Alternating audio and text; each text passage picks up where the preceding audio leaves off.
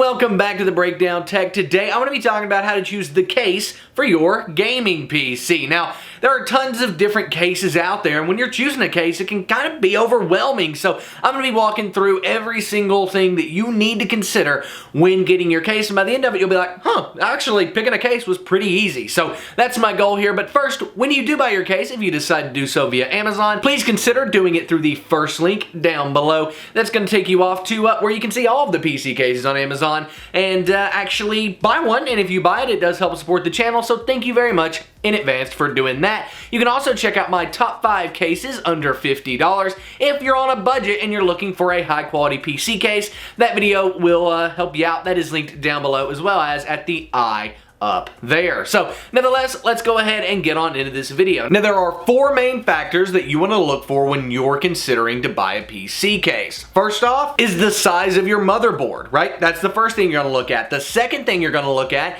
is the case itself, like the look of it, whether it has a side window, the LED lighting, all of that stuff. The third thing you're going to look at is the cooling and cable management of the case, right? How easy is that? And then the fourth thing you're going to look at is obviously the price of the case, because you don't want to blow your entire budget on a PC case, which you can actually do. So let's go ahead and get started talking about motherboard sizes. Now, there are 4 different sizes of motherboards that you're most likely going to be building your gaming PC with. Now, there are more than that, but these are the 4 that we see most in gaming PCs. Mini ITX, Micro ATX, normal ATX, and then eATX. Now, certain cases are built to fit certain size motherboards. So, for example, if you buy a Mini ITX case, you're not going to be able to put an ATX motherboard in it, right? So the biggest motherboard that you see gaming PCs built with is an eATX. That thing is huge. The smallest one is a Mini ITX motherboard,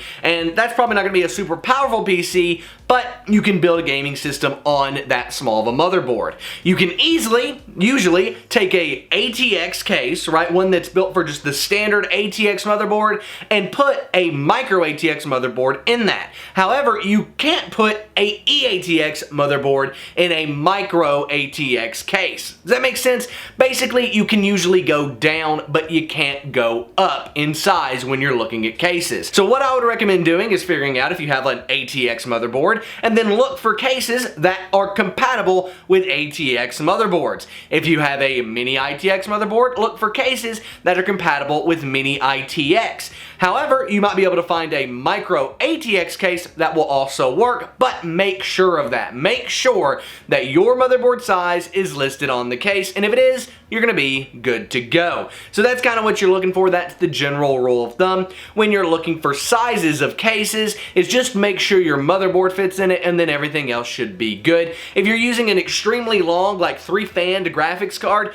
you might also want to consider that with the case. But if you're just using like a mini graphics card, you know, just a 1 single-fan graphics card, or even a 2-fan graphics card, that's going to fit in most full ATX cases that are on the market. So now that you've figured out your size of case, the next thing we want to talk about is the look of the case. And this is very subjective, right? What looks good to you, I might not like. In the case that looks good to me, you might not like, and that is perfectly fine. That's one of the reasons there are such an array of options of PC cases out there, because everybody's taste and style is different when it comes to the case that they want in their gaming PC. At this point, you're also going to want to look at, like, if you want a side window and things like that, that needs to be considered, in addition to LED lighting. Some cases have LED built right on into it, right? And if that's the case, you'll want to go with that case.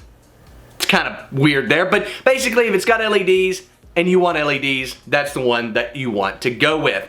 Also, the higher the material, let's say you have glass instead of acrylic as your side window, that case is going to be more expensive, the one with glass, rather than the one with acrylic. And in my experience, as long as you're careful, acrylic's going to do you just fine. Glass is going to be harder to keep clean anyway and make your PC heavier and all that stuff. So if you want to save a few bucks, that's typically a good place to do it. But once you've found a case that looks good, we need to talk about cooling and cable management. Now, when cooling a case, I like to see 1 fan in the front towards the bottom, and then 1 fan at the back towards the top, right? That means cold air is going to be pulled in through the bottom of the case and then flushed out through the back of the case at the top. The reason that's important is because hot air rises. So you want air going out of the back of the case and cold air coming in at the bottom of the case, right?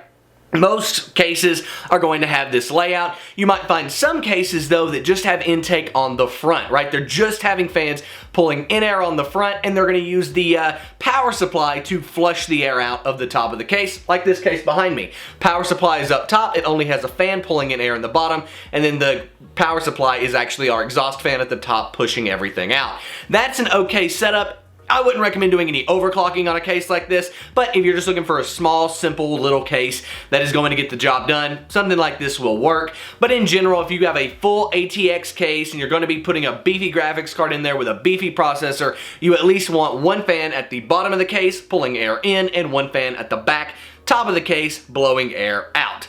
With that though, what about cable management? Now, again, you could get a really nice case that's going to have rubber grommets for cable management. It's going to be easy to run the cables. It's going to have tons of cable management options, but that's not necessary at all. What you want is just a few slots to run cable management, maybe one right next to the graphics card, typically one right next to the motherboard power, and maybe a little slot at the top. That way you can run some cables up over there, like your fan controls and things like that if you need to do that. That's going to be sufficient, and it's not going to look too bad once the process is done, as long as you zip tie some stuff together. But everybody's standard of cable management is different. This case behind me is very, very cheap. This was literally like a $15 to $20 case, and it does not have any cable management. I would recommend that your case have at least some holes to run cables behind the motherboard and then up and around. That's going to keep things looking a lot tidy. Otherwise, you just got to like throw cables up in the top, and it just doesn't look good. So, nevertheless, that is what I would recommend for airflow and cable management. And with all of this being said, the last thing we need to consider is our price. Now, some may say, Nick, you should have mentioned the price at the beginning, right? But sure. Maybe I should have, but hopefully you're watching this video and then going back and doing this afterwards, because price is going to matter. If you have a $500 build, you're probably not going to be able to spend more than $30 on your case. If you're doing a $1,500 build, I would recommend a $60 to $70 case. If you're doing a like $3,000 build, splurge on your case. Go $150, a $200 case. And typically, the higher and more money you spend on the case, the more LED lighting you're going to get, the more features you're going to get, and the higher quality of the materials, right? You might just get a lot of plastic on a $20 case, whereas on a $200 case, you're going to get a lot of metal, all glass, all aluminum, all awesome stuff, right? So that's what you're looking at, the difference between a $20 case and a really high price case, and it really just depends on what you're looking for. I would recommend for most builds, like solid builds, a $50 to $100 case, and that's a case that will actually last you for a very long time across multiple builds, and you can just bring it forward each time. So that is what I would recommend. Find one good case you like, and you don't have to buy any more, whereas if you spend very little and get a cheap case, I guarantee you'll have to buy another one. For example, when we upgrade this system behind me, I'm going to be able to use some of the parts like the power supply and maybe even the graphics card, but the case will have to be thrown out because it's actually a micro ATX case and not a full ATX motherboard compatible case. So nevertheless, that is how you can choose your gaming PC's case.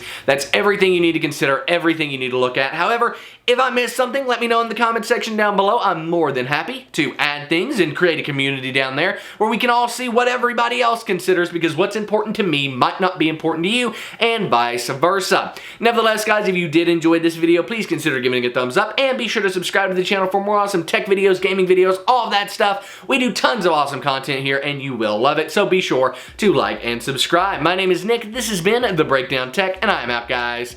Peace.